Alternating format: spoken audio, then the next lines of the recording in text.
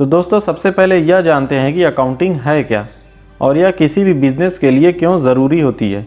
मतलब कि हर एक बिज़नेस या कंपनी में आखिर अकाउंटिंग क्यों की जाती है।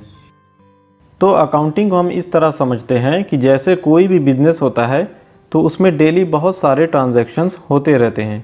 तो अब ये रोज़ आखिर बिज़नेस में कैसे ट्रांजैक्शन होते हैं और ये ट्रांजैक्शन कहते किसको हैं। तो ट्रांजैक्शन का मतलब लेन देन से होता है। एक बिज़नेस में रोज़ जितने भी लेन देन होते हैं उन्हें ही हम ट्रांजैक्शन कहते हैं। जैसे बिज़नेस के लिए गुड्स यानी कि सामान को परचेज़ करना, उसे कस्टमर को सेल करना और अलग अलग जितने भी खर्चे हो रहे हैं, जो एक्सपेंसेस हो रहे हैं, उन एक्सपेंसेस को पेड करना, यह सब ट्रांजैक्शन कहलाते हैं।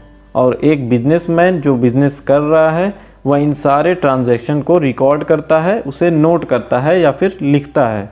अब जाहिर सी बात है कि कोई भी पर्सन जो अपने बिजनेस में पैसा लगाया है तो वह यह ज़रूर जानना चाहेगा कि उसका बिजनेस कैसा चल रहा है, उसकी परफॉर्मेंस कैसी है, वह प्रॉफिट कमा रहा है या फिर नहीं। कहीं ऐसा तो नहीं है कि वह पैसा लगाता जा रहा है और बिजनेस में लॉस होता जा रहा है और उसे इसके बारे में पता ही नहीं है। इसलिए अकाउंटिंग की ज़रूरत पड़ती है। इससे बिजनेस के ओनर को यह पता चलता है कि एक साल में उसे कितना प्रॉफिट हुआ, कितना लॉस हुआ, उसके डेटर्स कितने हैं, उसके क्रेडिटर्स कितने हैं। डेटर्स का मतलब जो बिजनेस से उधार में सामान परचेज किए हैं और उसका पेमेंट अभी तक नहीं किए हैं। और क्रेडिटर्स वो होते हैं जब एक बिजनेसमैन किसी सप्लायर से उधार में परचेज करता है और उसे पैसे देना बाकी है तो वह क्रेडिटर कहलाएगा।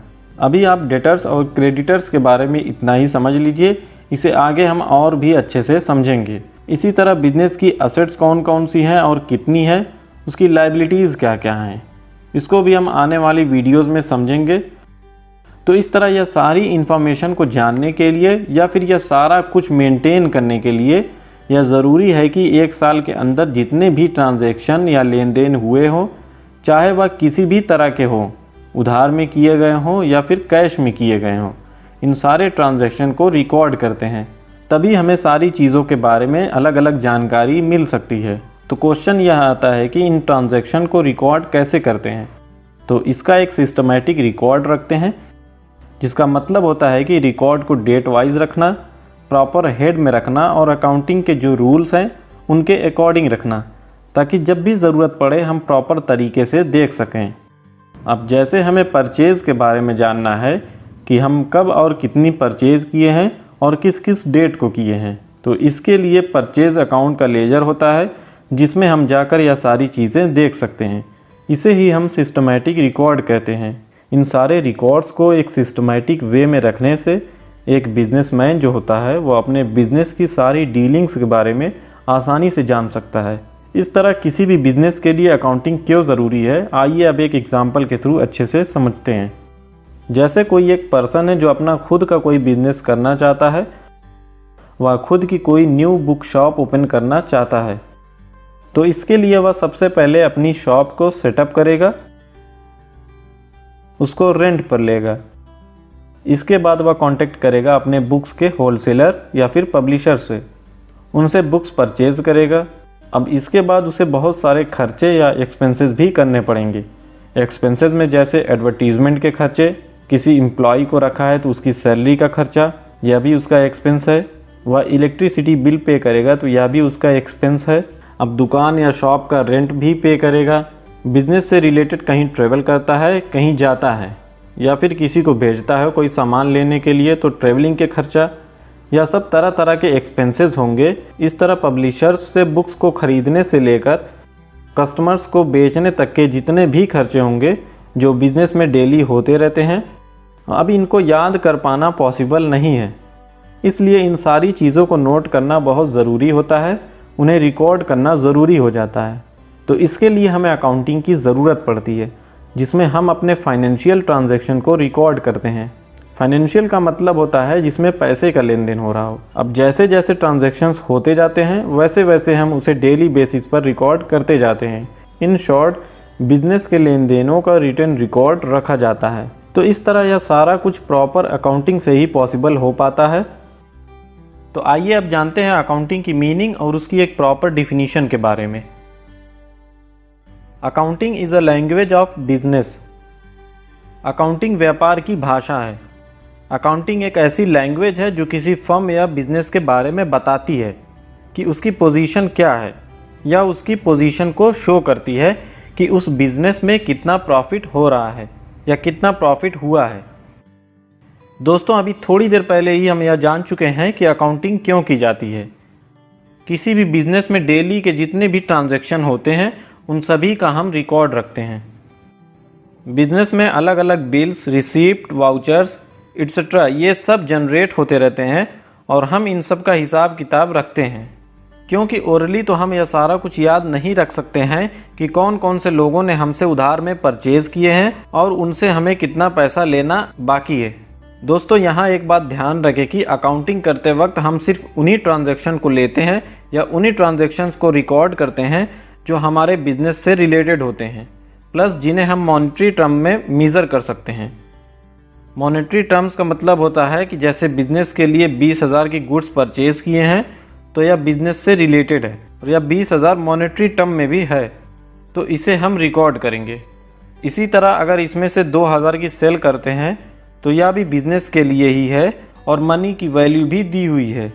अब अगर इस बिजनेस के लेबर या एम्प्लॉय कोई स्ट्राइक या कोई हड़ताल करते हैं तो यह बिजनेस से रिलेटेड तो है कि उस बिजनेस के लेबर या एम्प्लॉयज़ ने हड़ताल की हुई है जिसका बिजनेस पर लॉस भी हो रहा है, पर यह कितना हो रहा है इसकी कोई वैल्यू नहीं दी हुई है। तो इस तरह के जो भी ट्रांजैक्शन होंगे इनको हम अपनी बुक में रिकॉर्ड नहीं करेंगे। तो अब आपको मॉनेटरी टर्म का मतलब भी समझ में आ गया होगा। तो इसी तरह हम ट्रांजैक्शंस की पहचान करके उसे रिकॉर्ड करते हैं। अब रिकॉर्ड करने से मतलब यह नहीं है कि जैसे चाहें वैसे रिकॉर्ड कर दें या लिख दें, ऐसा नहीं होता है। हम डिफरेंट अकाउंट बनाते हैं और उसे अलग अलग तरह से समराइज़ करते हैं और यह सब कुछ हम अकाउंटिंग के रूल्स के अकॉर्डिंग ही करते हैं। इस तरह जो भी अकाउंटिंग की जाती है उसके कुछ रूल्स होते हैं जिनके बेसिस पर ही सारी एंट्रीज की जाती हैं। आगे की आने वाली वीडियोस में हम इसके रूल्स को भी अच्छे से समझेंगे। तो इस तरह हम रिकॉर्डिंग करके अलग अलग रिपोर्ट्स को देख सकते हैं कि कंपनी की वर्क परफॉर्मेंस कैसी है। इस तरह ट्रांजैक्शंस को आइडेंटिफाई करने और उसे रिकॉर्डिंग करने की जितनी भी सारी प्रोसेस होती हैं इसे ही हम अकाउंटिंग कहते हैं। तो यहाँ तक आपको क्लियर हो गया होगा कि अकाउंटिंग क्या है, हमें अकाउंटिंग की ज़रूरत क्यों पड़ती है। अब आगे हम इसकी एक डिफिनीशन को समझते हैं। इस एक डिफिनीशन से आप पूरी अकाउंटिंग का कॉन्सेप्ट समझ सकते हैं। Accounting is a systematic process of identifying, recording, classifying, summarizing, and communicating financial information of a business to the users or authorities for decision making. अब इस डिफिनीशन के एक एक वर्ड को हम अच्छे से समझते हैं कि accounting is a systematic process. Accounting एक सिस्टमैटिक प्रोसेस है। सिस्टमैटिक का सीधा मतलब यह है कि जो भी ट्रांजैक्शंस हुए हैं उनको डेट वाइज प्रॉपर हेड में अकाउंटिंग के जो रूल्स हैं उसके अकॉर्डिंग रखना। दूसरा वर्ड है आइडेंटिफाइंग, पहचान करना। अब ये किस चीज़ की पहचान करना? आइडेंटिफाइंग से मतलब है कि बिजनेस के सही ट्रांजैक्शंस की पहचान करना कि कौन से ट्रांजैक्शंस उस बिजनेस से रिलेटेड हैं और कौन से नहीं। साथ ही यह भी देखना कि वे मनी की टर्म में है या नहीं, जो अभी हम कुछ देर पहले जाने हैं कि ट्रांजैक्शन बिजनेस से रिलेटेड होने चाहिए और मॉनेटरी टर्म में होने चाहिए, यानी कि मनी के टर्म में होनी चाहिए, उनकी वैल्यू होनी चाहिए। तो इस तरह आइडेंटिफाइंग का मतलब यह हुआ कि बिजनेस में हम सिर्फ उन्हीं ट्रांजैक्शंस को लेंगे, यानी कि उन्हीं ट्रांजैक्शंस की पहचान करेंगे जिनका रिलेशन मनी से है, जिनका संबंध पैसों से होता है। सबसे पहले उनकी पहचान करेंगे। इसके बाद ये वर्ड है रिकॉर्डिंग। रिकॉर्डिंग का क्या मतलब होता है? रिकॉर्डिंग मीन्स इन आइडेंटिफाई किए हुए ट्रांजैक्शंस को, यानी जो अभी हम ट्रांजैक्शन की पहचान किए हैं कि ये बिजनेस से रिलेटेड है और ये मनी की टर्म में है, तो अब इनकी बारी आती है इन्हें रिकॉर्ड करने की। जो भी लेन देन किए जाते हैं, चाहे परचेज कर रहे हैं, सेल कर रहे हैं या फिर किसी एक्सपेंसेस को पे कर रहे हैं, तो इन सभी को डेट वाइज रिकॉर्ड किया जाता है। रिकॉर्डिंग की यह जो प्रोसेस होती है यह बहुत ही सिस्टमैटिक होती है। जैसे किसी छोटे बिजनेस में जहां लेन देन कम होता है वहां सारे लेन देनों को पहले एक ही बुक में रिकॉर्ड कर लिए जाते हैं, यानी एक ही बुक में उसे हम रिकॉर्ड करते हैं जिसे हम जर्नल कहते हैं। आगे हम इसके बारे में अच्छे से समझेंगे, बस आप अभी यह जान ले कि जहां ट्रांजैक्शंस कम होते हैं यानी छोटे बिजनेस में हम जर्नल का यूज़ करते हैं, सारे ट्रांजैक्शंस को जर्नल में रिकॉर्ड करते हैं। पर बड़े बड़े बिजनेसेस में जहां लेन देन बहुत ज़्यादा होते हैं वहां उन ट्रांजैक्शंस को रिकॉर्ड करने के लिए अलग अलग अकाउंट्स बुक बनाते हैं, जिसे हम सहायक बहियां यानी कि सब्सिडियरी बुक्स भी कहते हैं। इसमें जैसे परचेज करने के लिए परचेज बुक, सेल्स करने के लिए सेल्स बुक और कैश के सारे लेन देनों के लिए कैश बुक बनाई जाती हैं। इस तरह और भी अलग अलग बुक्स होती हैं, इसको हम आगे की वीडियोस में समझेंगे। इस तरह से रिकॉर्डिंग की जो प्रोसेस होती है वह बहुत ही आसान हो जाती है। तो यह सारा कुछ इस रिकॉर्डिंग में आता है। अब आगे ये समझते हैं कि ये क्लासीफाइंग का मतलब क्या होता है। अब ये जो ट्रांजैक्शंस को रिकॉर्ड किया गया है इन सभी को अपनी अपनी जगह यानी कि रिस्पेक्टिव हेड में क्लासीफाई कर दिया जाता है, मतलब कि बांट दिया जाता है। एक ही नेचर के जितने भी ट्रांजैक्शंस होते हैं उनको एक जगह ग्रुप में अलग कर दिया जाता है, उनका अलग अकाउंट बनाकर रिकॉर्ड किया जाता है। और ये जो अलग अलग अकाउंट ओपन किए जाते हैं इसे हम लेजर कहते हैं। लेजर को भी हम आगे की वीडियोज़ में समझेंगे। अब जैसे किसी एम्प्लॉय को कैश में सैलरी पे कर रहे हैं तो सैलरी अकाउंट और कैश अकाउंट का अलग अलग लेजर बनाएंगे। ऐसा करने से हमें एक इंडिविजुअल अकाउंट की कंप्लीट इन्फॉर्मेशन मिलती है। अब आगे है समराइजिंग। समराइजिंग एक आर्ट है क्लासिफाइड डेटा को अंडरस्टैंडेबल और यूज़फुल मैनर में मैनेजमेंट और उसके यूज़र्स को प्रेजेंट करने की। मतलब अब ये जो सारे ट्रांजैक्शंस रिकॉर्ड किए हुए होते हैं इनको वित्तीय वर्ष यानी कि फाइनेंशियल ईयर में इन सारे ट्रांजैक्शंस की एक समराइज फॉर्म तैयार की जाती है। शॉर्ट में एक सारांश के रूप में इन सारी बातों को एक्सप्लेन किया जाता है ताकि इसे आसानी से समझा जा सके। इसमें अलग अलग जितने भी लेजर अकाउंट बनाए गए हैं सारे लेजर अकाउंट का बैलेंस निकाला जाता है और इन बैलेंस की हेल्प से ट्रायल बैलेंस बनाते हैं और फिर इस ट्रायल बैलेंस की हेल्प से फाइनल अकाउंट प्रिपेयर किए जाते हैं जिसमें trading and profit and loss account और बैलेंस शीट आती हैं।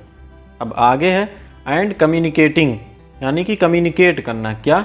फाइनेंशियल इंफॉर्मेशन को of a business to the users और authorities for decision making. Communicating का मतलब यह है कि अब ये जो फाइनेंशियल ट्रांजैक्शंस को रिकॉर्ड किया गया है इसको क्लासीफाई और समराइज किया गया है, इसको अथॉरिटीज़ या फिर मेन यूज़र तक पहुंचाया जाता है जिसको इसकी ज़रूरत होती है ताकि वे उन इंफॉर्मेशन को एनालिसिस करके इम्पॉर्टेंट डिसीजंस ले सकें।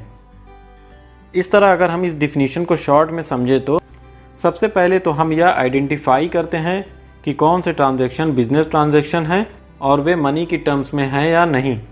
फिर इसके बाद हम उन्हें रिकॉर्ड करते हैं, क्लासीफाई करते हैं कि यह लेजर के किस हेड में जाएगा, ट्रायल बैलेंस में कहाँ जाएगा, प्रॉफिट एंड लॉस अकाउंट में इसे कहाँ लिखेंगे और बैलेंस शीट में हम इसे कहाँ शो करेंगे। यह सब हम क्लासीफाई करते हैं और फिर यह इंफॉर्मेशन अलग अलग फाइनेंशियल स्टेटमेंट्स के थ्रू कम्युनिकेट की जाती है, जैसे profit and loss account, balance sheet, fund flow statement, cash flow statement etcetera. और ये financial statements normally yearly basis पर प्रिपेयर किए जाते हैं और इसे हम आसानी से समझ सकते हैं। तो दोस्तों मैंने अकाउंटिंग का पूरा कॉन्सेप्ट आपको समझा दिया है। अगर आप थोड़ी बहुत भी अकाउंटिंग के बारे में जानकारी रखते हैं तो आपको यह बहुत ही अच्छे से समझ में आया होगा। अगर आपको यह समझ में नहीं आया है तो बाद में एक बार आप फिर इस वीडियो को देखें, आपको अच्छे से क्लियर हो जाएगा। अब आगे बढ़ते हैं और जानते हैं कि ऑब्जेक्टिव्स ऑफ अकाउंटिंग के बारे में, यानी कि अकाउंटिंग के ऑब्जेक्टिव्स क्या क्या होते हैं, अकाउंटिंग हम क्यों करते हैं, इसके क्या उद्देश्य होते हैं। तो इसका सबसे पहला ऑब्जेक्टिव है to keep systematic records of business transactions. Accounting का मेन ऑब्जेक्टिव ही यही होता है कि बिजनेस के सारे ट्रांजैक्शंस को रूल्स के अकॉर्डिंग एक सिस्टमैटिक वे में रिकॉर्ड किए जाएं। ट्रांजैक्शंस का कंप्लीट रिकॉर्ड रखने से बिजनेस में एरर और उसमें होने वाले फ्रॉड की पॉसिबिलिटी से बचा जा सकता है। इसलिए बिजनेस के सारे ट्रांजैक्शंस पहले जर्नल या सब्सिडियरी बुक्स में रिकॉर्ड किए जाते हैं और फिर उसके बाद लेजर में उसकी पोस्टिंग की जाती है। इस तरह बिजनेस के सारे ट्रांजैक्शंस का एक सिस्टमैटिक रिकॉर्ड रखा जाता है। इसका दूसरा ऑब्जेक्टिव है टू कैलकुलेट प्रॉफिट और लॉस। अकाउंटिंग करने का दूसरा ऑब्जेक्टिव यह होता है कि किसी एक पर्टिकुलर पीरियड में एक बिजनेस को कितना प्रॉफिट हुआ और कितना लॉस हुआ है इसका पता चल सके। इसकी कैलकुलेशन करने के लिए trading and profit and loss account prepare किए जाते हैं। इसमें बिजनेस के सभी आइटम्स रिकॉर्ड किए जाते हैं, चाहे वह परचेज से रिलेटेड हो, सेल्स से, एक्सपेंसेस से या फिर रेवेन्यूज़ यानी इनकम से। ये सभी इस trading and profit and loss account में रिकॉर्ड किए जाते हैं, जिससे ग्रॉस प्रॉफिट या ग्रॉस लॉस, या नेट प्रॉफिट या नेट लॉस, इन सब का पता चलता है। अकाउंटिंग करने का तीसरा ऑब्जेक्टिव होता है to determine the financial position of a business. Business की क्या फाइनेंशियल पोजीशन है इसका पता चल सके। किसी भी बिजनेसमैन के लिए उसके बिजनेस का सिर्फ प्रॉफिट या लॉस का पता लगा लेना ही काफ़ी नहीं होता है, उसे अपने बिजनेस की फाइनेंशियल हेल्थ के बारे में भी जानना बहुत ज़रूरी होता है। इसके लिए जब profit and loss account prepare कर लिए जाते हैं तो उसके बाद एक स्टेटमेंट प्रिपेयर किया जाता है जिसे बैलेंस शीट कहते हैं। इसमें एक साइड बिजनेस की असेट्स और उसकी वैल्यूज़ को शो करते हैं और दूसरी साइड लायबिलिटीज़ और उसकी कैपिटल्स को शो किया जाता है। उसकी क्या क्या लायबिलिटीज़ हैं उसको लिखा जाता है। इस तरह यह बैलेंस शीट उस बिज़नेस की फाइनेंशियल पोजीशन को शो करती है।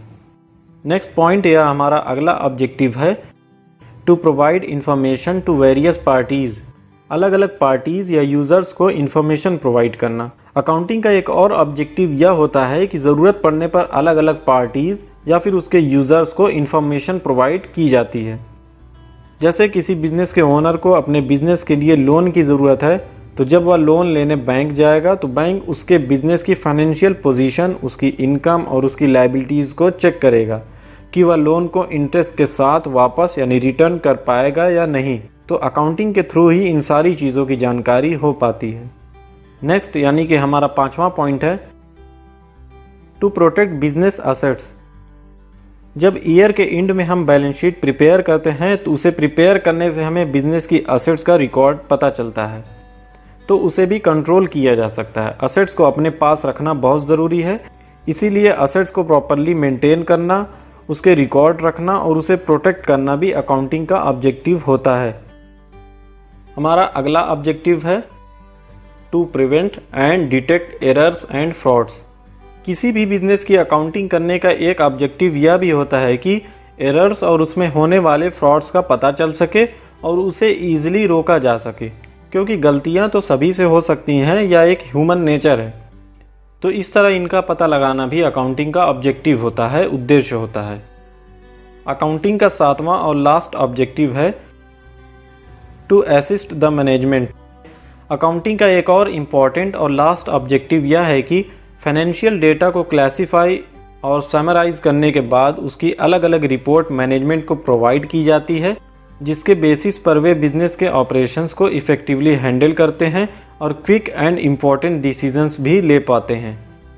तो इस तरह मैनेजमेंट को असिस्ट करना भी अकाउंटिंग का ऑब्जेक्टिव होता है। तो चलिए अब आगे बढ़ते हैं आज की इस वीडियो में और जानते हैं कि अकाउंटिंग के फंक्शंस क्या होते हैं, मतलब कि अकाउंटिंग कौन कौन से काम करती है। एक एक करके हम पॉइंट वाइज समझेंगे। दोस्तों, अकाउंटिंग का पहला फंक्शन है maintaining complete and systematic records. Accounting का मेन फंक्शन ही यही होता है कि कंप्लीट एंड सिस्टमैटिक रिकॉर्ड्स रखना। अब ये रिकॉर्ड्स किसका रखना? इस बिज़नेस के ट्रांजैक्शंस का, मतलब कि बिज़नेस के अंदर जितने भी ट्रांजैक्शंस हो रहे हैं या जितने भी लेन देन हो रहे हैं उन सभी ट्रांजैक्शंस का सिस्टमैटिक वे में रिकॉर्ड रखा जाता है और फिर उसे लेजर में पोस्ट किया जाता है और पोस्टिंग करने के बाद फाइनेंशियल स्टेटमेंट्स प्रिपेयर किए जाते हैं। फाइनेंशियल स्टेटमेंट्स में प्रॉफिट एंड लॉस अकाउंट और बैलेंस शीट बनाते हैं ताकि हमें नेट प्रॉफिट और लॉस का पता चल सके और साथ ही बिजनेस की फाइनेंशियल पोजीशन क्या है इसके बारे में भी जानकारी मिल सके। तो यही अकाउंटिंग का मेन और एक इम्पॉर्टेंट फंक्शन होता है। अकाउंटिंग करने का दूसरा फंक्शन है communicating the financial results to various parties. Accounting का दूसरा फंक्शन होता है इन फाइनेंशियल रिजल्ट्स का अलग अलग पार्टीज़ को कम्युनिकेट करना, मतलब कि जो भी पार्टीज़ हमारी कंपनी में इंटरेस्ट रखती हैं, चाहे वह इंटरनल हो या एक्सटर्नल, इन्हें हम अपनी कंपनी की इन्फॉर्मेशन प्रोवाइड करते हैं। अब अगर वे हमारे बिज़नेस की नेट प्रॉफिट के बारे में जानना चाहते हैं तो हम इसकी इन्फॉर्मेशन देते हैं, या फिर असेट्स या हमारी लायबिलिटीज़ के बारे में कुछ जानना चाहते हैं तो इसकी इन्फॉर्मेशन भी हमें देनी पड़ती है। असेट्स और लायबिलिटीज़ के बारे में मैं डिटेल में बता चुका हूँ, आप अगर चाहें तो प्लेलिस्ट में जाकर वो वीडियो देख सकते हैं। फाइनेंशियल इन्फॉर्मेशन से मतलब यह होता है कि हमारे पास कितनी असेट्स हैं, कितनी लायबिलिटीज़ हैं, कितना प्रॉफिट अर्न कर रहे हैं, हमें कितना लॉस हो रहा है। यह सारी इन्फॉर्मेशन हम अपने इंटरनल यूज़र्स से कम्युनिकेट कर पाते हैं, उनको बता पाते हैं कि हमारे फाइनेंशियल पोजीशन यह है तो इस तरह इन्हीं फाइनेंशियल रिजल्ट्स को अलग अलग पार्टीज से कम्युनिकेट करना अकाउंटिंग का फंक्शन होता है। अकाउंटिंग का तीसरा फंक्शन है protecting the assets of business. इसका मतलब यह है कि हमारे पास जो भी असेट्स हैं, चाहे कैश इन हैंड यानी जो पैसा हमारे पास में है, या कैश एट बैंक जो हमारे बैंक में रखा हुआ है, या फिर इन्वेंट्री या स्टॉक, और डेटर्स हमारे जो देनदार हैं, यह सब हमारी असेट्स है। डेटर्स जिनसे हमें पैसे लेना बाकी है, यानी जिनको हम गुड्स उधार में सेल किए हैं और उनसे अभी पैसे हमें लेना है। तो इन सारी असेट्स को बिजनेस में मेंटेन करके उन्हें अच्छे से प्रोटेक्ट किया जाता है। नेक्स्ट पॉइंट है providing assistance to management. Accounting का एक फंक्शन यह है कि अकाउंटिंग के थ्रू मैनेजमेंट को हेल्प प्रोवाइड करते हैं ताकि वे अपनी अच्छे से प्लानिंग कर सकें, कंट्रोलिंग कर सकें और अलग अलग डिसीजंस को ले सकें। आगे अकाउंटिंग का हमारा पांचवा फंक्शन है कंप्लायंस ऑफ लीगल नीड्स। जो भी हम अकाउंट्स बनाए हुए हैं उसको हम लीगली यूज़ भी कर सकते हैं। अलग अलग जितने भी प्रोविज़न्स हैं या लॉज हैं, जैसे companies act, income tax act, goods and service tax act, एक बिजनेसमैन अपने अलग अलग स्टेटमेंट्स को इन्हें सबमिट कर सकता है, जैसे एनुअल अकाउंट्स और जीएसटी रिटर्न्स एक्सेट्रा, और ज़रूरत पड़ने पर प्रॉफिट एंड लॉस अकाउंट और बैलेंस शीट को हम एज ए प्रूफ कोर्ट में भी दिखा सकते हैं। अकाउंटिंग का लास्ट फंक्शन है फिक्सिंग रिस्पॉन्सिबिलिटी। इसमें एम्प्लॉयज़ को अलग अलग रिस्पॉन्सिबिलिटीज़ देकर उन्हें फिक्स कर देते हैं। सबके अलग अलग डिपार्टमेंट बनाकर उनके काम को बांट देते हैं, जैसे परचेज डिपार्टमेंट, सेल्स डिपार्टमेंट, इस तरह और भी अलग अलग डिपार्टमेंट बना देने से उनके हेड उसके लिए रिस्पॉन्सिबल हो जाते हैं। इस तरह वे एम्प्लॉयज़ या वे वर्कर अपना काम अच्छे से करते हैं क्योंकि उनके ऊपर इनके हेड का प्रेशर होता है। इस तरह बिजनेस में ज़्यादा प्रॉफिट होने के चांसेस भी बढ़ जाते हैं। तो चलिए अब अलग अलग पॉइंट्स के थ्रू समझते हैं कि अकाउंटिंग की कौन कौन सी विशेषताएं होती हैं। तो अकाउंटिंग की पहली विशेषता है accounting is an art as well as science. Accounting एक कला है और उसके साथ ही साथ विज्ञान भी है। अकाउंटिंग एक आर्ट इसलिए है क्योंकि इसमें बहुत सारे स्टेप्स इन्वॉल्व होते हैं और सबका एक प्रॉपर फॉर्मेट होता है जिसके अकॉर्डिंग ट्रांजैक्शंस को ईजिली रिकॉर्ड करते हैं। और अकाउंटिंग को साइंस इसलिए कहा गया है क्योंकि साइंस स्पेसिफिक और स्टैटिक है। चाहे कोई भी प्रिंसिपल्स हों, रूल्स हों या अकाउंटिंग स्टैंडर्ड्स हों, वे जैसे हैं हम उन्हें वैसे ही यूज़ कर सकते हैं। अगर हम बैलेंस शीट की ही बात करें तो कहाँ हम असेट्स को शो करेंगे, कहाँ लायबिलिटीज़ होंगी और कौन कौन से ट्रांजैक्शंस हैं जिन्हें प्रॉफिट एंड लॉस अकाउंट में शो करेंगे, या ऐसे कौन कौन से ट्रांजैक्शंस हैं जिन्हें बैलेंस शीट में शो करना है। यानी जैसे अकाउंटिंग के रूल्स और उसके प्रिंसिपल्स हैं उसी के अकॉर्डिंग हमें अप्लाई करना है। यहाँ पर हम अपनी कोई नॉलेज या पॉइंट ऑफ व्यू नहीं रख सकते हैं। अकाउंटिंग की दूसरी विशेषता है रिकॉर्डिंग फाइनेंशियल ट्रांजैक्शंस ओनली। इससे पहले कि वीडियो इंट्रोडक्शन ऑफ अकाउंटिंग में मैं यह बता चुका हूँ कि ट्रांजैक्शंस क्या होते हैं। चलिए थोड़ा सा यहाँ पर भी समझ लेते हैं। एक बिज़नेस में बहुत सारे लेन देन होते रहते हैं जो बिज़नेस के लिए बहुत ही इम्पोर्टेंट भी होते हैं, पर अकाउंटिंग करते वक्त हम सिर्फ उन्हीं ट्रांजैक्शंस या उन्हीं लेन देनों को रिकॉर्ड करते हैं जो फाइनेंशियल नेचर के होते हैं। बाकी के ट्रांजैक्शंस या यूँ कहें नॉन फाइनेंशियल ट्रांजैक्शंस को रिकॉर्ड नहीं करते हैं। फॉर एग्ज़ाम्पल, किसी बिज़नेस के मैनेजर और उसके सेल्समैन में कोई बहस या कोई लड़ाई हो जाना, या फिर एम्प्लॉयज़ का किसी स्ट्राइक पर होना, इन सारे इवेंट्स के थ्रू बिज़नेस की अर्निंग ज़रूर अफेक्ट होती है, यानी उसे थोड़ा बहुत लॉस होता ही है, पर इसे हम एक्चुअल मनी की टर्म में मेज़र नहीं कर सकते हैं कि इनकी वजह से बिज़नेस को इतना नुकसान हुआ है। इसीलिए अकाउंट्स बुक में इस तरह के ट्रांजैक्शंस को रिकॉर्ड नहीं करते हैं। अकाउंटिंग की तीसरी विशेषता है recording in terms of money. इसका मतलब यह है कि बिज़नेस में उन्हीं ट्रांजैक्शंस को रिकॉर्ड करना जिसमें मनी इन्वॉल्व होता है या जो पैसे से रिलेटेड होते हैं। जैसे अगर बिज़नेस में कोई फर्नीचर परचेज़ किया गया है जो 25,000 का है तो इसकी वैल्यू को बुक में रिकॉर्ड कर लेंगे। पर अगर कोई असेट्स बिज़नेस में आती हैं, जैसे 5 मशीनें, 10 टेबल्स, 20 चेयर्स या और भी इसी तरह की जिसका कोई मनी मेजरमेंट नहीं है, यानी वे यूज़फुल इन्फॉर्मेशन नहीं देती हैं कि वह कितने की हैं, तो इस तरह की असेट्स को हम तब तक रिकॉर्ड नहीं करेंगे जब तक कि उसकी वैल्यू का ना पता चले। क्योंकि अकाउंट्स बुक में इन असेट्स को हम यूनिट्स में शो नहीं कर सकते हैं। हमारा जो प्रॉफिट एंड लॉस अकाउंट और जो बैलेंस शीट है वहाँ पर हमें इन असेट्स को मनी की टर्म्स में ही शो करना होता है। अगर इन असेट्स के साथ इनकी वैल्यूज़ दी हुई होती है तो ये हमें तुरंत इन्फॉर्मेशन प्रोवाइड करते हैं, जैसे मशीन 50,000, टेबल 20,000, चेयर 10,000। तो इस तरह इसे हम ईज़िली अपनी अकाउंट्स बुक में रिकॉर्ड कर सकते हैं। चौथा पॉइंट है interpretation of the results. Accounting में जब किसी भी बिजनेस के रिजल्ट्स को trading and profit and loss account और बैलेंस शीट के थ्रू एक सिस्टमैटिक मैनर में प्रेजेंट किया जाता है, तो जो भी पार्टीज़ उस बिज़नेस में इन्वॉल्व होती हैं जैसे मैनेजर्स हो सकते हैं, बैंक्स हो सकते हैं या फिर क्रेडिटर्स भी हो सकते हैं, तो इन सबको बिज़नेस की प्रॉफिटेबिलिटी और उसकी फाइनेंशियल पोजीशन की पूरी इन्फॉर्मेशन होती है। पांचवा और लास्ट पॉइंट है कम्युनिकेटिंग। कम्युनिकेटिंग का मतलब कम्युनिकेशन से होता है।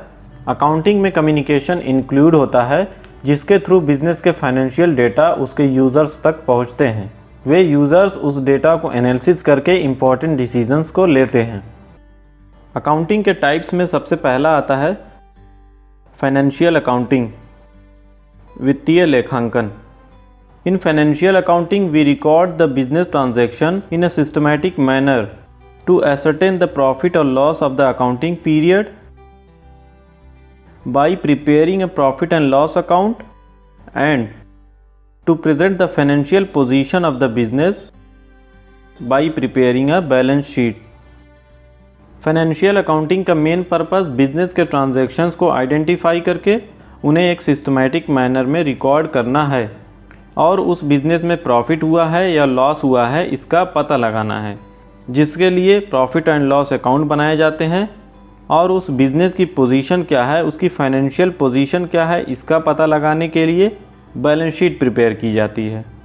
और यह सब पता लगाने के बाद इस इंफॉर्मेशन को इंटरेस्टेड पार्टीज से कम्युनिकेट करते हैं। इस तरह फाइनेंशियल अकाउंटिंग में उन इंफॉर्मेशन को प्रोवाइड करते हैं जो मैनेजमेंट और अलग अलग पार्टीज़ के द्वारा रिक्वायर्ड होती हैं। इसमें journal, ledger, trial balance, trading and profit and loss account और बैलेंस शीट बनाए जाते हैं। आगे की आने वाली वीडियोस में हम इन्हें एक एक करके डिटेल में समझेंगे। तो आगे जो हम क्लास 11th के ये सारे टॉपिक्स को कवर करेंगे, ये सब फाइनेंशियल अकाउंटिंग में ही आते हैं। अकाउंटिंग का दूसरा टाइप है कॉस्ट अकाउंटिंग, लागत लेखांकन। Cost accounting is most commonly used in the manufacturing industry, an industry that has a lot of resources and cost to manage. It is a type of accounting used internally to access a company's operations. Cost accounting का use manufacturing industries में किया जाता है, जहां पर कुछ manufacture किया जा रहा हो या किसी प्रोडक्ट का प्रोडक्शन किया जा रहा हो। इस तरह की इंडस्ट्रीज़ में बहुत सारे रिसोर्सेज होते हैं और अलग अलग कॉस्ट को मैनेज करना पड़ता है। तो कॉस्ट अकाउंटिंग के थ्रू कंपनी या उस फर्म के जो ऑपरेशंस होते हैं, जो भी एक्टिविटीज़ होती हैं, उनको इंटरनली एक्सेस किया जाता है। इससे यह पता चलता है कि उस प्रोडक्ट को बनाने में कितने मटेरियल लग रहे हैं, उसके लेबर्स जो हैं उनकी कॉस्ट क्या आ रही है, उनकी सैलरीज़, उनकी वेजेस जो दी जा रही हैं उनकी कॉस्ट क्या है। इसके अलावा जितने भी अलग अलग एक्सपेंसेस हो रहे हैं, जितने खर्चे हो रहे हैं, इन सारी चीज़ों का पता चलता है। इसी कॉस्ट अकाउंटिंग के बेसिस पर ही पता चलता है कि अननेसेसरी कॉस्ट क्या आ रही हैं और उसे रोका जा सकता है और उस पर कंट्रोलिंग भी की जा सकती है। इस तरह कॉस्ट अकाउंटिंग का मेन पर्पस किसी प्रोडक्ट की टोटल कॉस्ट और उसकी पर यूनिट कॉस्ट का पता लगाना होता है। थर्ड है management accounting. The main purpose of management accounting is to present the accounting information in such a way as to assist the management in planning and controlling the operations of a business. Management accounting का main purpose यह होता है कि जो भी accounting information है, चाहे वह फाइनेंशियल अकाउंटिंग से मिली हो या इस कॉस्ट अकाउंटिंग से मिली हो, इनके आउटपुट को इस तरीके से मैनेजमेंट को प्रेजेंट करना कि मैनेजमेंट उन ऑपरेशंस की प्लानिंग और कंट्रोलिंग को हैंडल कर सके और इम्पॉर्टेंट डिसीजंस लेने में और उसके ऑब्जेक्टिव्स को पूरा करने में हेल्प हो सके। इसके अकाउंटेंट अलग अलग टेक्निक और कॉन्सेप्ट को यूज़ करके उस अकाउंटिंग डेटा को और यूज़फुल बनाते हैं। इसमें ratio analysis, budgetary control,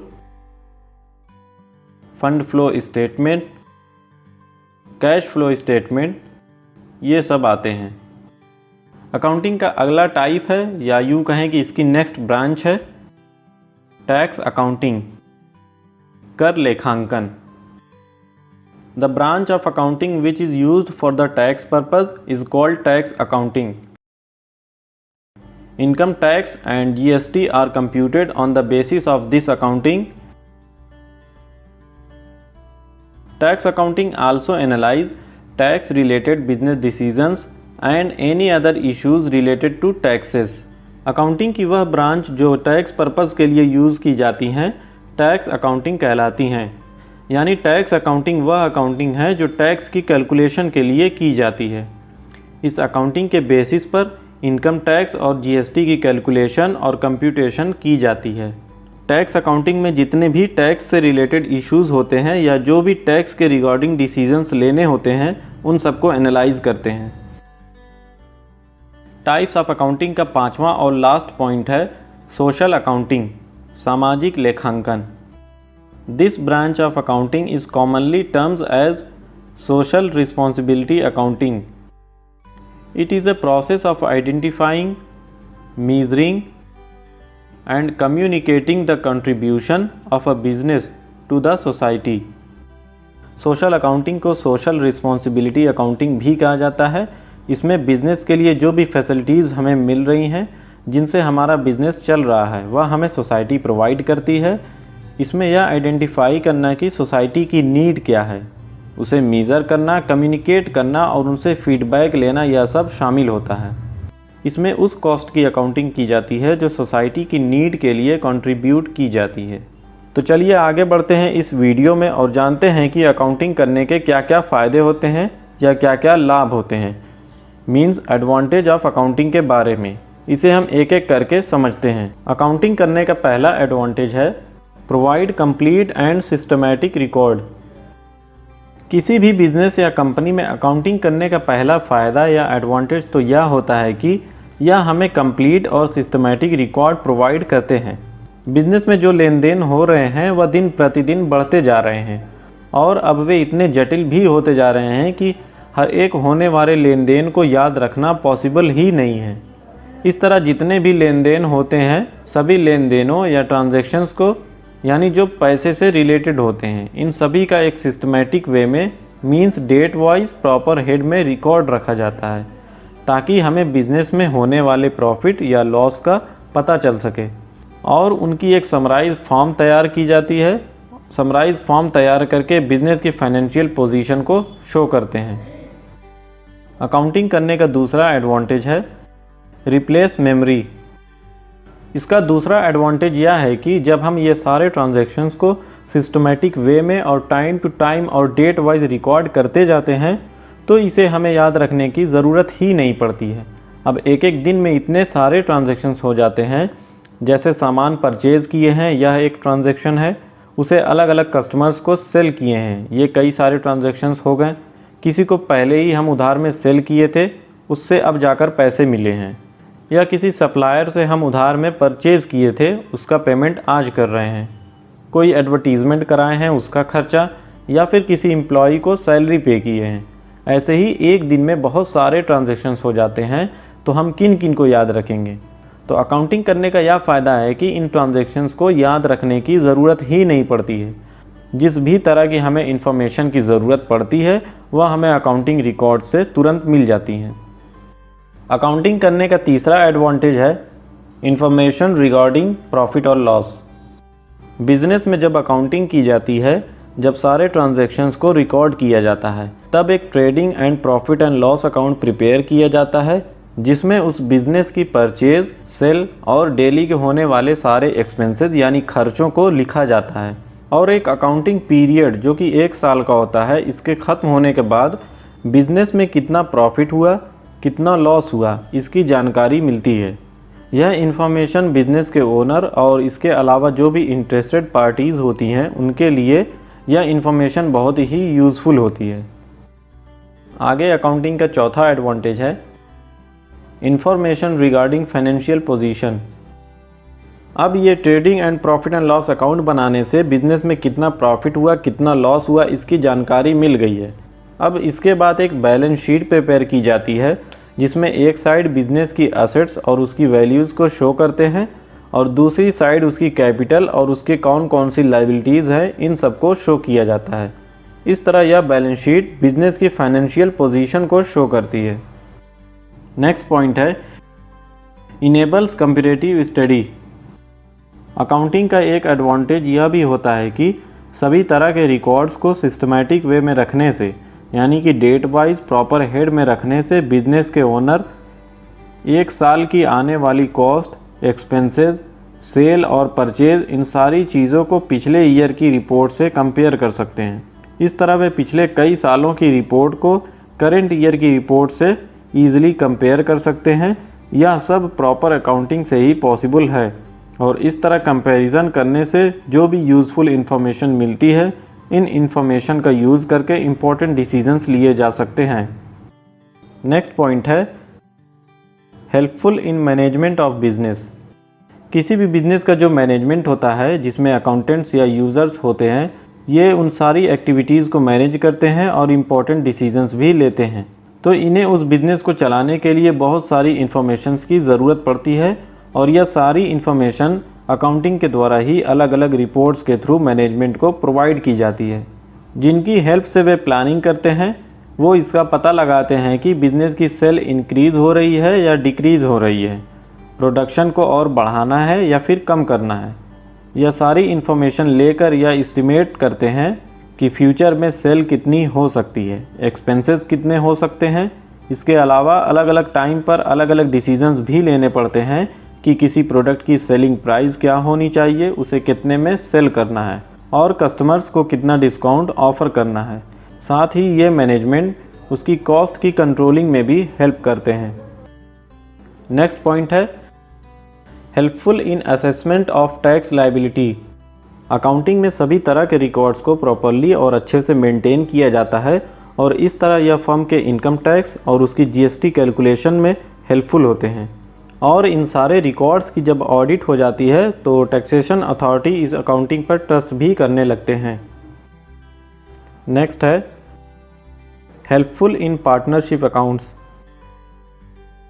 accounting करने का एक फ़ायदा यह भी होता है कि जो पार्टनरशिप फर्म होती है उसमें जब नए पार्टनर का एडमिशन होता है या नया पार्टनर जब उस पार्टनरशिप फर्म में आता है, रिटायर होता है या किसी पार्टनर की डेथ हो जाती है या फिर उस पार्टनरशिप फर्म का ही समापन डिसोल्यूशन हो जाता है, तो अकाउंटिंग की हेल्प से या फिर अकाउंटिंग के जो रिकॉर्ड्स होते हैं उनकी हेल्प से उस फर्म की गुडविल का कैलकुलेशन किया जाता है।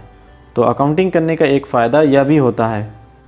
नेक्स्ट पॉइंट है helpful in raising loans. Accounting information उस समय और हेल्पफुल होती है जब किसी बैंक या किसी फाइनेंशियल इंस्टीट्यूशन से लोन लेने की ज़रूरत पड़ती है, क्योंकि इन बैंक्स को उस फर्म या उस कंपनी के फाइनेंशियल स्टेटमेंट्स की ज़रूरत पड़ती है।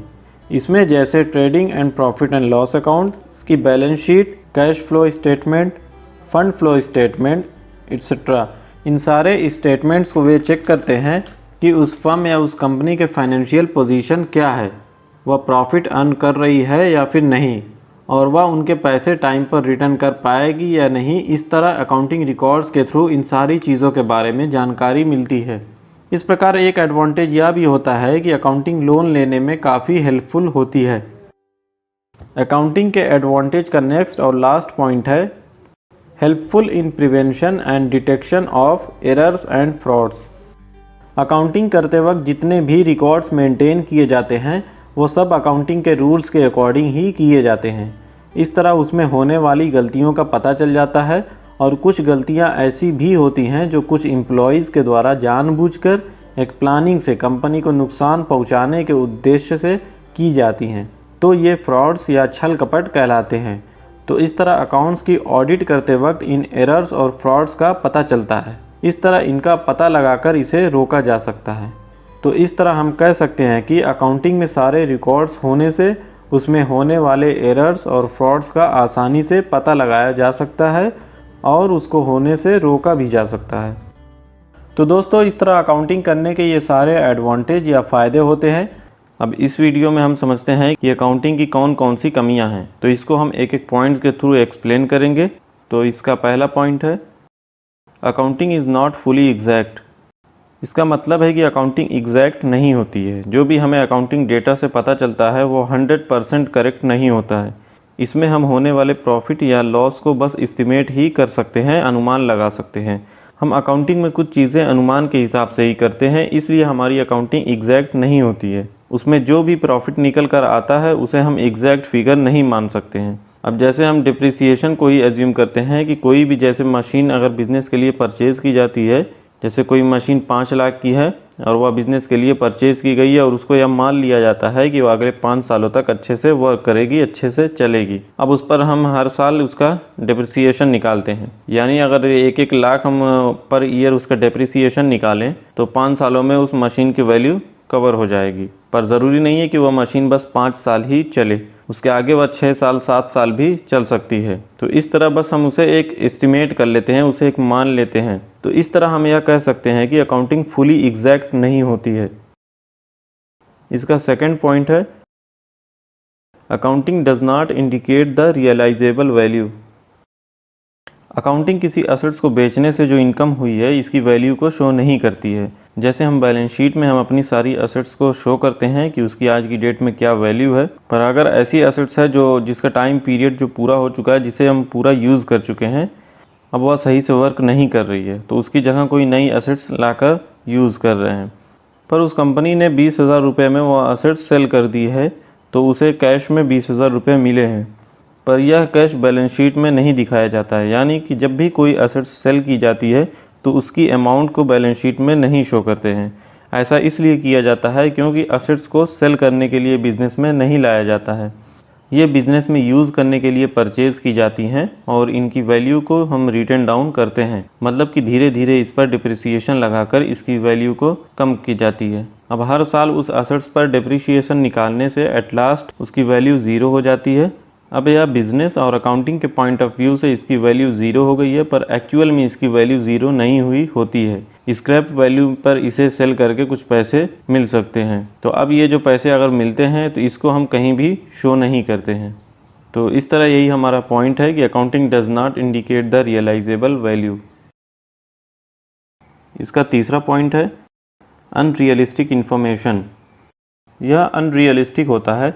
अकाउंटिंग में जैसे गोइंग कंसर्न होता है कि बिज़नेस जो है वह हमेशा चलता रहेगा, वह कभी बंद नहीं होगा, और बिज़नेस करने वाला यही मानकर अकाउंटिंग करता है कि बिज़नेस कभी ख़त्म ही नहीं होगा या वह बंद नहीं होगा, पर ऐसा नहीं होता है। बिज़नेस भी बंद हो जाता है, ठप पड़ जाता है। नेक्स्ट पॉइंट है, इनकम्प्लीट इन्फॉर्मेशन। अकाउंटिंग से हमें कंप्लीट इन्फॉर्मेशन नहीं मिलती है, वह पूरी नहीं होती है। ट्रांजैक्शंस को मेंटेन करने से और trading and profit and loss account और बैलेंस शीट को प्रिपेयर करने से जो ईयरली प्रॉफिट निकल कर आता है वह सिर्फ एस्टिमेट किया हुआ ही होता है। बिजनेस के एक्चुअल प्रॉफिट या लॉस को तभी जान सकते हैं जब वह बिजनेस क्लोज करेंगे या उसका शट डाउन करेंगे। तो इस तरह अकाउंटिंग से हमें इनकम्प्लीट इन्फॉर्मेशन मिलती है। नेक्स्ट है, affected by window dressing. Window dressing का मतलब कंपनी या फर्म के जो अकाउंट्स हैं उन्हें मैनिपुलेट करना, उसमें चेंजेस करना, यानी कि एक्चुअल जो इन्फॉर्मेशन होती है उसे छिपाना ताकि उस बिज़नेस को और बेटर पोजीशन में शो किया जा सके, उसकी फाइनेंशियल पोजीशन अच्छी दिखे। और इस सिचुएशन में जब सारी डिटेल्स को छिपाएंगे, इन्फॉर्मेशन को करेक्ट शो नहीं करेंगे, तो जो प्रॉफिट एंड लॉस अकाउंट से प्रॉफिट शो करेगा वह ट्रू एंड फेयर नहीं होगा। साथ ही उसकी बैलेंस शीट जो उसकी फाइनेंशियल पोजीशन को शो करेगी वह भी एग्जैक्ट नहीं होगी, तो अकाउंट्स बनाने का कोई फ़ायदा ही नहीं होगा। तो यही अकाउंट्स की कमियां हैं, इसमें इस तरह से चेंजेस किए जा सकते हैं। हमारा नेक्स्ट और लास्ट पॉइंट है, अनसूटेबल फॉर फोरकास्टिंग। जब हम अकाउंटिंग में अपने डेटा को रिकॉर्ड करते हैं तो वह बस पास्ट इवेंट जो हुए होते हैं उन्हें रिकॉर्ड करते हैं। फोरकास्टिंग का मतलब भविष्यवाणी करना। अगर कोई चीज़ हो जाती है, कोई ट्रांजैक्शंस हो जाते हैं, तब जाकर उसे हम रिकॉर्ड करते हैं। और इस तरह अकाउंटिंग की एक कमी यह भी है कि इन पास्ट के इवेंट्स का फाइनेंशियल एनालिसिस करके फोरकास्टिंग नहीं कर सकते हैं कि नेक्स्ट ईयर इतने ट्रांजैक्शंस हो सकते हैं या फिर इतना प्रॉफिट हो सकता है। तो दोस्तों यही कुछ पॉइंट्स थे जो हमें अकाउंटिंग की कमियों के बारे में बताते हैं। तो इस तरह आप जान गए होंगे कि लिमिटेशंस ऑफ अकाउंटिंग के बारे में। बेसिक अकाउंटिंग टर्म्स में कुछ छोटे छोटे वर्ड्स होते हैं जिनकी अपनी एक मीनिंग होती है। इस तरह ये नए नए शब्द होते हैं जो अकाउंट्स में बराबर यूज़ किए जाते हैं। अगर आप अकाउंटिंग करने जा रहे हैं या अकाउंटिंग सीखना चाह रहे हैं तो ये बेसिक टर्म्स क्या होते हैं, इनकी मीनिंग को जानना और समझना आपके लिए बहुत ज़रूरी है। तभी आप ट्रांजैक्शंस को समझ पाएंगे और उसे रिकॉर्ड कर पाएंगे। तो ये सारे जो बेसिक टर्म्स होते हैं, इन बेसिक टर्म्स को अकाउंटिंग टर्मिनोलॉजी कहते हैं। तो अकाउंटिंग टर्म में सबसे पहले हम जानते हैं बिजनेस ट्रांजैक्शन के बारे में कि बिजनेस ट्रांजैक्शन किसे कहते हैं। तो पहले बिजनेस कहते किसको हैं इसको समझते हैं। बिजनेस का मेन ऑब्जेक्टिव या उद्देश्य होता है प्रॉफिट अर्न करना। ऐसा कोई भी काम जो प्रॉफिट कमाने के लिए या लाभ कमाने के लिए किया जाता है बिजनेस कहलाता है। इसमें प्रॉफिट चाहे गुड्स को परचेज करने के बाद उसे सेल करके कमाया जाए या फिर कस्टमर्स को कोई सर्विस देकर लाभ कमाएं, यही बिजनेस कहलाता है। ट्रांजैक्शन का मतलब लेन देन से होता है। एक बिजनेस में रोज़ जितने भी लेन देन होते हैं उन्हें ही ट्रांजैक्शन कहते हैं। जैसे बिजनेस के लिए सामान खरीदना, उसे कस्टमर्स को बेचना, अलग अलग खर्चों का भुगतान करना या पेमेंट करना, यह सब ट्रांजैक्शन कहलाते हैं। अब जब हम बिजनेस ट्रांजैक्शन की बात करते हैं तो इसका मतलब बिजनेस में होने वाले लेन देन से होता है। इस तरह बिजनेस ट्रांजैक्शन किसी भी बिजनेस की इकोनॉमिक एक्टिविटी है। इकोनॉमिक एक्टिविटी में जैसे यही बिजनेस के लिए गुड्स परचेज करना, असेट्स परचेज करना, इन गुड्स को कस्टमर्स को सेल करना, उसके जो एम्प्लॉयज़ हैं एम्प्लॉयज़ को सैलरी पे करना, और अगर उस बिज़नेस के लिए बैंक से कोई लोन लिए हैं उस पर इंटरेस्ट पे करना, यह सब इकोनॉमिक एक्टिविटी है। इनकी वजह से बिजनेस या कंपनी के फाइनेंशियल पोजीशन में चेंजेस होते हैं। यानी जब भी कोई ट्रांजैक्शन होता है उसकी वजह से बिजनेस की असेट्स, उसकी लायबिलिटीज़ और कैपिटल, इनकी वैल्यू में भी चेंजेस होते हैं। इन तीनों के बारे में भी अभी हम समझेंगे। तो यही बिजनेस ट्रांजैक्शन होते हैं। दूसरे हम समझते हैं ड्राइंग के बारे में। बिजनेस में ड्राइंग का मतलब अलग होता है। जब बिजनेस का ओनर अपने पर्सनल यूज़ के लिए बिजनेस से कैश निकालता है या विथड्रॉ करता है या फिर वह बिजनेस के फंड से कोई प्राइवेट पेमेंट करता है तो इसे अकाउंटिंग टर्म में ड्राइंग का नाम दिया गया है। इसे हम ड्राइंग कहते हैं। ड्राइंग का मतलब बस इतना ही होता है। आगे अब समझते हैं कैपिटल के बारे में कि कैपिटल क्या होती है। कैपिटल वह होती है जब बिजनेस करने वाला व्यक्ति बिजनेस को स्टार्ट करते वक्त उसमें जो भी अमाउंट इन्वेस्ट करता है या उसमें लगाता है, और यह अमाउंट कैश की फॉर्म में हो सकती है, कोई गुड्स या फिर असेट्स भी हो सकती है, या फिर यह तीनों साथ में लगाकर बिजनेस को शुरू किया जा रहा है, तो इसे हम कैपिटल कहते हैं। यह कैपिटल उस फर्म के लिए या उस बिजनेस के लिए लायबिलिटी होती है अपने उस प्रोप्राइटर के लिए, क्योंकि प्रोप्राइटर जो बिजनेस कर रहा है वह अलग है और उसका बिजनेस अलग है। बिजनेस की अपनी खुद की एंटिटी होती है, अपनी पहचान होती है। अब अगर यह कैपिटल वह बिजनेस करने वाला कैश के रूप में ला रहा है तो यह कैपिटल की जो अमाउंट होती है इसी से आगे चलकर गुड्स और असेट्स वगैरह परचेज की जाती है। तो आइए अब गुड्स और असेट्स के बारे में भी जान लेते हैं। तो नेक्स्ट पॉइंट है हमारा गुड्स। गुड्स किसे कहते हैं? गुड्स में वो चीज़ें आती हैं जो हम रीसेल करने के लिए परचेज करते हैं। इस तरह हम सामान को परचेज करते हैं, फिर उसमें अपने एक्सपेंसेस और प्रॉफिट वगैरह को ऐड करके उसे सेल करते हैं, यही गुड्स होती है।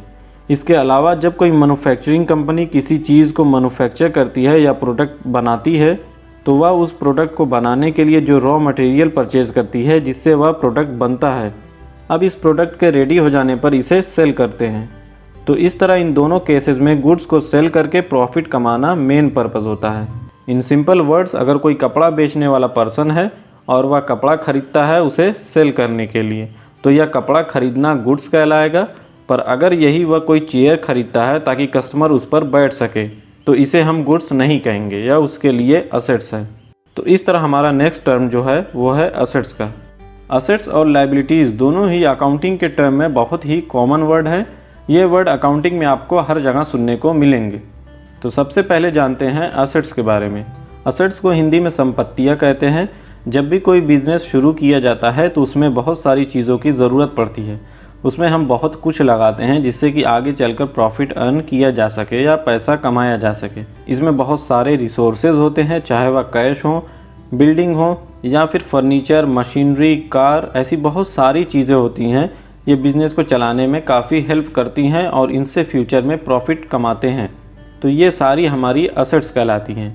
इस तरह असेट्स वो रिसोर्सेज होते हैं जो किसी भी बिज़नेस में प्रॉफिट जनरेट करने में हेल्प करते हैं, यानी इनसे हमें फ्यूचर में बेनिफिट मिलता है। अब जैसे कैश है तो कैश का यूज़ करके और पैसे कमाए जा सकते हैं। बैंक या भी बिज़नेस की असेट्स है, यहाँ हमारा पैसा सेफ है और कभी कभी बैंक के थ्रू भी बहुत सी पेमेंट्स करनी पड़ती हैं, तो यह भी बिज़नेस की असेट्स हैं। बिज़नेस की जो मशीनें हैं जिनसे प्रोडक्शन किया जा रहा है, बिना इसके बिज़नेस नहीं चल सकता है, तो यह भी कैश को जनरेट कर रही हैं, यह भी असेट्स कहलाती हैं। आइए अब जानते हैं लायबिलिटी के बारे में कि बिज़नेस में लायबिलिटी का क्या मतलब होता है। लायबिलिटी को हिंदी में दायित्व कहते हैं। इसे हम आसान भाषा में इस तरह समझ सकते हैं कि बिज़नेस में जिन लोगों को पैसा देना है वह लायबिलिटी है, मतलब बिज़नेस की लायबिलिटी है कि वह उसे दे। अब इसका रीज़न यह है कि बिज़नेस करने वाला जो पर्सन है वह अपने बिज़नेस के लिए गुड्स को उधार में परचेज़ किया हो और उस सप्लायर से बोल दिया हो कि इसका पैसा या पेमेंट वह कुछ दिन बाद करेगा, या फिर वह किसी बैंक से कोई लोन लिया हो तो इसको भी चुकाना या लौटाना पड़ेगा। यह बिज़नेस की जिम्मेदारी होती है, उसकी लायबिलिटी है। इस तरह बिज़नेस की असेट्स और लायबिलिटीज़ कौन कौन सी है और उनकी वैल्यू कितनी है, यह जानने के लिए हम एक स्टेटमेंट बनाते हैं जिसे बैलेंस शीट कहते हैं, जिसमें हम बिज़नेस की सारी असेट्स और लायबिलिटीज़ को उनकी वैल्यूज़ के साथ शो करते हैं। ये असेट्स और लायबिलिटीज़ कई टाइप्स की भी होती हैं, जिसके बारे में मैं पहले ही इन्हें अलग अलग वीडियोज़ में बता चुका हूँ। अगर आप इन्हें डिटेल में समझना चाहते हैं तो आप इन दोनों वीडियोज़ को मेरे चैनल की प्लेलिस्ट में जाकर देख सकते हैं। आगे अब जानते हैं सोर्स डॉक्यूमेंट्स के बारे में कि अकाउंटेंसी में सोर्स डॉक्यूमेंट्स किसे कहते हैं।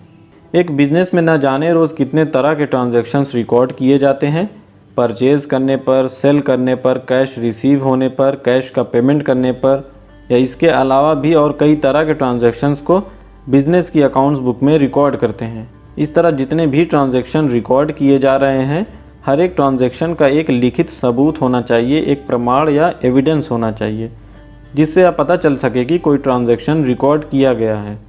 अब जैसे हम अगर गुड्स को परचेज़ करते हैं तो हमें परचेज़ बिल मिलता है और उसे अब हम कस्टमर को जब सेल कर रहे हैं तो उसे सेल इनवॉइस इशू करते हैं। इसी तरह कैश रिसीव्ड, पे इन स्लिप, चेक एक्सेट्रा, बिजनेस के ये सारे डॉक्यूमेंट्स जो होते हैं इन्हें ही हम सोर्स डॉक्यूमेंट्स कहते हैं। यही डॉक्यूमेंट्स वो प्रूफ या वो रिसोर्सेज होते हैं जिनसे किसी भी बिजनेस ट्रांजैक्शन की डिटेल का पता चलता है। इसमें डेट दी हुई होती है, कितना पे या रिसीव कर रहे हैं वो अमाउंट लिखी होती है, कौन सी पार्टी को पे कर रहे हैं, किन से पैसा रिसीव हो रहा है, ये सारी चीज़ें इसमें होती हैं। इन्हीं सोर्स डॉक्यूमेंट्स के बेसिस पर पहले वाउचर्स बनाए जाते हैं, फिर ट्रांजैक्शंस को रिकॉर्ड किया जाता है। आगे मैं सोर्स डॉक्यूमेंट्स की एक अलग वीडियो बनाऊंगा जिसमें मैं इसे और डिटेल में एक्सप्लेन करूंगा। साथ ही ये कौन कौन से होते हैं इनके टाइप्स को भी बताऊंगा। अभी बस आप इतना ही समझ लीजिए। अब आगे हम जानते हैं वाउचर्स के बारे में। Voucher is prepared for the purpose of recording transactions. Transactions को रिकॉर्ड करने के उद्देश्य से वाउचर बनाए जाते हैं। इस तरह सोर्स डॉक्यूमेंट्स के बेसिस पर सबसे पहले एंट्री वाउचर में की जाती है या वाउचर बनाए जाते हैं और फिर इस वाउचर के बेसिस पर जनरल एंट्री की जाती है। जैसे कोई सेल हुई है तो इस सेल का जो सोर्स डॉक्यूमेंट्स होगा सेल इनवॉइस। अब इसके बाद अकाउंटिंग वाउचर्स बनाए जाते हैं जिसमें सोर्स डॉक्यूमेंट्स का सीरियल नंबर, किसे डेबिट करना है या क्रेडिट करना है और मोड ऑफ पेमेंट, यह सब कुछ लिखा होता है। यह वाउचर उस फर्म या कंपनी के अकाउंटेंट के द्वारा बनाए जाते हैं और उस पर फर्म के ऑथराइज्ड पर्सन की सिग्नेचर होती है। साथ ही इस वाउचर के साथ सोर्स डॉक्यूमेंट भी अटैच होता है ताकि ऑडिटिंग के दौरान ज़रूरत पड़ने पर एक ऑडिटर उसे ईजिली चेक कर सके। अब आगे जानते हैं इनकम के बारे में कि इनकम क्या होती है। किसी गुड्स को सेल करने से जो अमाउंट रिसीव होती है उसे रेवेन्यू कहते हैं और इस गुड्स को सेल करने तक की जितनी कॉस्ट होती है वह एक्सपेंस कहलाती है। अब इस रेवेन्यू में से मतलब जितने में गुड्स को सेल किए हैं इसमें से एक्सपेंस यानी उसकी कॉस्ट को लेस करने के बाद जो अमाउंट आती है वो इनकम होती है। जैसे कोई गुड्स है जिसकी कॉस्ट 1 लाख आ रही है, उसे 1,50,000 में जब हम सेल करते हैं तो यह 1,50,000 इसे रेवेन्यू कहेंगे और यह 1 लाख हमारा एक्सपेंस कहलाएगा। इसका जो डिफरेंस होगा मतलब 1,50,000 में से जब 1 लाख लेस करेंगे तो यह जो 50,000 आता है या 50,000 इनकम होगी। इस तरह हम कह सकते हैं कि income is equal to revenue minus expense. तो अब आगे जानते हैं एक्सपेंडिचर के बारे में। Expenditure is a wider term जिसमें कि छोटे छोटे एक्सपेंसेस भी इंक्लूड होते हैं। एक्सपेंडिचर का मतलब होता है कि खर्चा, ऐसे खर्चे जो किसी असेट्स को परचेज करने के लिए, गुड्स या सर्विसेज को यूज़ करने के लिए किए जाते हैं, एक्सपेंडिचर कहलाते हैं। इस तरह किसी भी प्रोडक्ट, सर्विस या फिक्स्ड असेट्स को परचेज करने या फिर किसी और बेनिफिट के लिए जो भी पेमेंट किए जाते हैं वो एक्सपेंडिचर कहलाते हैं। ये एक्सपेंडिचर 3 टाइप्स के होते हैं: कैपिटल एक्सपेंडिचर, रेवेन्यू एक्सपेंडिचर और डिफर्ड रेवेन्यू एक्सपेंडिचर। इन्हें हम आगे की वीडियोज़ में डिटेल में समझेंगे। नेक्स्ट हम समझते हैं एक्सपेंसेस के बारे में कि एक्सपेंसेस क्या होते हैं। एक्सपेंसेस का सीधा मतलब यह होता है कि जब भी हम किसी चीज़ को बनाते हैं तो ऐसा नहीं होता है कि वो चीज़ अपने आप ही बन जाती है। उसको बनाने में बहुत सारे खर्चे होते हैं, उसमें तरह तरह की चीज़ें लगती हैं, तब जाकर कोई प्रोडक्ट बन पाता है। और फिर जब उस प्रोडक्ट को सेल करने की बारी आती है, जब उसे सेल किया जाता है तो उसमें और भी खर्चे ऐड हो जाते हैं, उसमें और भी खर्चे होने लगते हैं। तो ये सारे खर्चों को अगर जोड़ दिया जाए, जो कि शुरू से लेकर लास्ट तक हो रहे हैं, यानी किसी चीज़ को बनाने से लेकर उसे बेचने तक के जितने भी खर्चे हो रहे हैं वो सारे एक्सपेंस होते हैं या एक्सपेंस कहलाते हैं। इस तरह जो हमारा प्रोडक्शन एक्सपेंस होता है और उसमें जो सेलिंग का एक्सपेंस होता है, इन दोनों को जोड़ दिया जाए तो हमारा टोटल एक्सपेंस निकल कर आता है। अब ज़रूरी नहीं है कि ये सारे खर्चे बस प्रोडक्ट को ही बनाने में हो, किसी सर्विस को देने में भी जितने भी सारे खर्चे होते हैं वो एक्सपेंस कहलाते हैं। एक्सपेंसेस में डायरेक्ट और इनडायरेक्ट एक्सपेंसेस भी आते हैं, जिसकी वीडियो मेरे चैनल पर है, आप इसके बाद वो वीडियो भी देख सकते हैं। यहाँ हम जानते हैं आउटस्टैंडिंग एक्सपेंसेस और प्रीपेड एक्सपेंसेस के बारे में। तो सबसे पहले यह जानते हैं कि आउटस्टैंडिंग एक्सपेंस क्या होते हैं। आउटस्टैंडिंग की मीनिंग है an expense which is due but has not been paid known as outstanding expenses. ऐसे एक्सपेंस जो ड्यू हो चुके हैं, हमें देना है पर अभी तक उसको पेमेंट नहीं किए हैं, उसके पैसे देना अभी बाकी हैं, तो इसे हम आउटस्टैंडिंग एक्सपेंसेस, जिसे हिंदी में अदत्त व्यय कहते हैं। इस तरह हम कह सकते हैं कि ऐसा खर्चा जो करंट ईयर में अनपेड हो गया है, अभी तक उसका पेमेंट नहीं किया गया है, तो वह आउटस्टैंडिंग होता है। जैसे ऑफिस के टेलीफोन का बिल आ गया है पर अभी तक उसका करंट ईयर में पेमेंट नहीं किए हैं, तो यह बिजनेस की लायबिलिटी है, उसकी जिम्मेदारी है कि इसे नेक्स्ट ईयर पे किया जाएगा, तो इसे ही हम आउटस्टैंडिंग एक्सपेंस कहते हैं। अब प्रीपेड एक्सपेंस क्या होते हैं इसको समझते हैं। An expense which is paid in advance known as prepaid expense. जब हम किसी गुड्स या सर्विसेज को लेने से पहले ही उसके पैसे पहले से पे कर देते हैं या एडवांस में दे देते हैं। इसका मतलब है कि ऐसे एक्सपेंस या खर्चे जो नेक्स्ट ईयर के होते हैं पर उनका पेमेंट हम करंट ईयर में करते हैं, तो इसे हम प्रीपेड एक्सपेंस कहते हैं। जैसे कोई रेंट हमें 12 महीने का पे करना था और हमने उसे 13 महीने का दे दिया है, तो ये 12 महीने का तो इस करंट अकाउंटिंग पीरियड का हो जाएगा और बाकी 1 महीने का रेंट हमारा अगले अकाउंटिंग पीरियड में आएगा। अब आगे हम जानते हैं डिस्काउंट के बारे में। डिस्काउंट के बारे में तो आप सभी जानते ही होंगे। कभी कभी सेलर अपने सभी कस्टमर से किसी भी प्रोडक्ट या गुड्स का पूरा पैसा नहीं लेते हैं, उस पर जो प्राइस या जो MRP लिखी होती है उसमें से थोड़ा लेस करके ही लेते हैं, तो इसी को हम डिस्काउंट कहते हैं।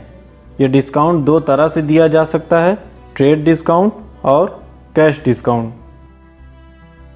ट्रेड डिस्काउंट वह होता है जब सेलर गुड्स की सेलिंग करते वक्त अपने सभी कस्टमर्स को एक फिक्स्ड परसेंटेज पर डिस्काउंट देता है।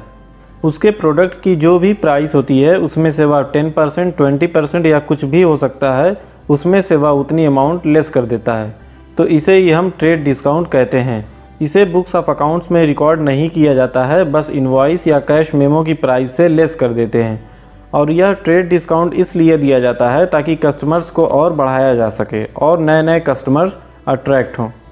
दूसरा होता है कैश डिस्काउंट। ऐसा डिस्काउंट जो रुकी हुई पेमेंट को जल्दी रिसीव करने के लिए दिया जाता है, कैश डिस्काउंट कहलाता है। अब जैसे सेलर अपने कस्टमर को कुछ सामान बेचा है, वह कस्टमर उसे बोला है कि वह उसका पेमेंट 1 महीने के बाद करेगा, पर अगर सेलर अपने पैसे जल्दी रिसीव करना चाहता है तो वह कस्टमर को विदिन अ वीक यानी कि 1 हफ्ते के अंदर पेमेंट करने पर बोलेगा कि अगर वह 1 हफ्ते के अंदर उसका पेमेंट कर देता है तो उस पर उसे कुछ डिस्काउंट दिया जाएगा। तो यह कैश डिस्काउंट होता है।